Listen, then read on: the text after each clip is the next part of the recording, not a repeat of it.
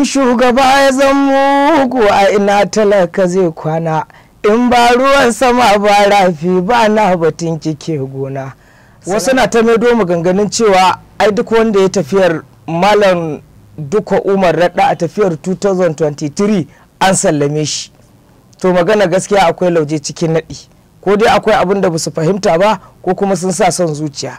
Alhaji Aliyu Ilu Barde idan ka cire manyan tafiyar nan irin su Ibrahim Masari, to ina mai tabbatar maka samun mutumin da ya ba da dukiyarsa da ransa da lokacinsa akan tafiyar Malam Umar Dukko Radda samun ka masa aiki ne. Assalamu alaikum wa rahmatullahi ta'ala wa barakatu. A sunana Sani Fulamba mai kafiya wanda aka fi sani da muryar talaka. Akwai wasu maganganu da nake tsinta kwara-kwara a social media akan mai gida na Alhaji Aliyu Ilu Barde. Wasu daga cikin masoyansa suna postin din cewa ya ba da gudunmuwa 100% akan tafiyar Asuwaji Gwagware gida-gida.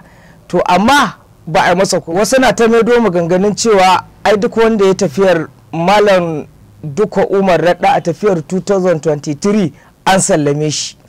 To magana gaskiya akwai lauje cikin naɗi, ko dai akwai abin da basu fahimta ba ko kuma sun sa son zuciya. Alhaji Aliyu Ilu Barde idan ka cire manyan tafiyar nan irin su Ibrahim Masari, to ina mai tabbatar maka samun mutumin da ya ba da dukiyarsa da ransa da lokacinsa akan tafiyar Malam Umar Dukko Radda samun ka masa aiki ne.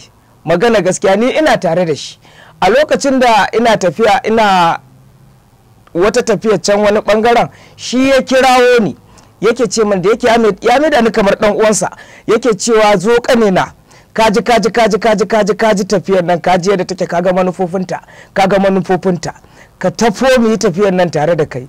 Duka local government 34 na Katsina ba wanda Alhaji Aliyu Ilu Barde bai je ya zuba kudinsa ba, ya zuba dukiyarsa. Duk inda aka je tare da mu aka je. Ina da abokan tafiya ta guda uku, akwai Musti Fricious, akwai Sanusi Bodarola, akwai Jamilu Lebo da shi da mutanensa. Mu ne shaidar cewa Alhaji Aliyu Ilu Barde ya ba da gudunmuwa 100%. Maganar gaskiya idan na ce muku na bi tafiyar Dukko don na gamsu da shi ne muku karya. Na gamsu da Aliyu Ilu Barde ne saboda na san ba sakare ba ne ba. Duk abin da ya nuna baya yadda ya bi abin da yake da sakarci a cikinsa. Ta dalilin gamsuwa da ne tare da Alhaji Aliyu Ilu Barde ya sa na baccan bangaren na dawo nan bangaren. Har wasu na ta zage-zagen cewa an maka min kuɗi, da ina faɗin gaskiya an maka min kuɗi. Ba magana gaskiya bace ba, ba magana kuɗi bace ba, magana ce ta fahimta. Kun san Larabawa suna cewa duk maganar da take ta gaskiya to ba tana shiga a kunnuwa bane ba, tana sauka ne a zugata. To na fahimci Alhaji Aliyu Ilu Barde har a zuciyata.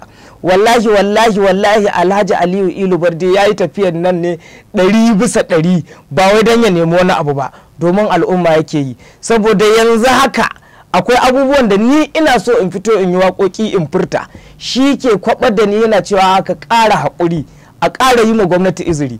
Yanzu haka ba na tunanin za mu kwashe lafiya a kan wannan magana da na yi. Na tabbatar da sai mun yi har da shi. To ina kira ga mai girma gwamna Dukko Umar Radda, gaskiya mutumin nan adiba shi ya yi ma al'umma da yawa alƙawari. Kuma ina sanar da cewa talakawan Katsina a zaɓe mai zuwa, ba siyasa ba ce nake, ina faɗin abin da ke zuciyata ne.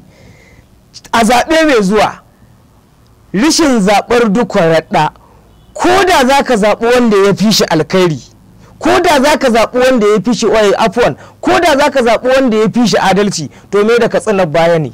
Fi sabilillahi a bashi dama ya ida abubuwan da ya ɗauko. Sana kuma ina kira ga mai girma gwamna Alhaji Aliyu Ilu Barde, masoyinsa ne har a ransa, kuma wallahi yana da gurin taimakon al'ummar jihar Katsina 100%. Ina kira ga mai girma gwamnan jihar Katsina, don Allah a diba mutumin nan ya diba al'ummarsa shi ma. Najeriya ƙasata,